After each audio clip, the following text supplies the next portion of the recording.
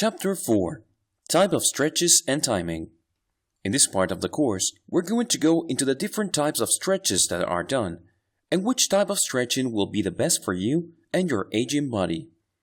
We'll also talk about why timing stretches is important and discuss how much time you should be taking for each stretch. Ballistic stretching. If you've ever seen anyone bouncing while stretching, this is ballistic stretching. The idea is that it uses the momentum of your movement to push a joint beyond its normal range of motion.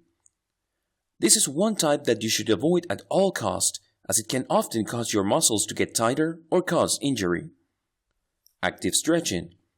Often used in yoga, this involves bringing your limb into position without any help from props or other limbs and allowing only the muscles in that limb to hold the stretch.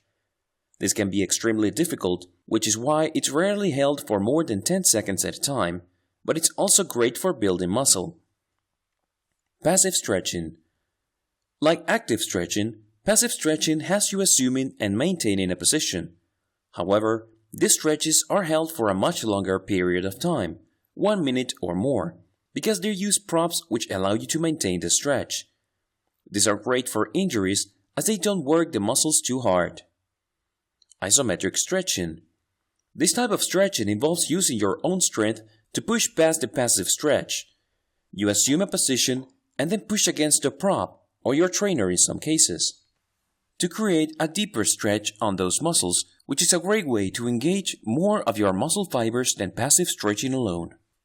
Dynamic stretching. This is another type of stretching that involves movement, but is safe and beneficial. With dynamic stretching, you perform sets of specific leg and arm movements that allow your joints to gently and naturally extend beyond their previous limits, exercising them and flexing the muscles at the same time. PNF stretching. PNF stands for proprioceptive neuromuscular facilitation, and it is essentially uses a combination of passive and isometric stretches to provide even better results than one of these techniques alone. Because of the combination of stretches, this is the fastest way to improve flexibility through stretching. Timing of stretches. As we mentioned before, different stretches are held for different amounts of time. This is sometimes related to the difficulty of the stretch, as with active and dynamic stretches, but the effectiveness of the stretch is also a factor. Although an active stretch may only require 10 seconds to be effective, doing a passive stretch for the same amount of time would not produce any results.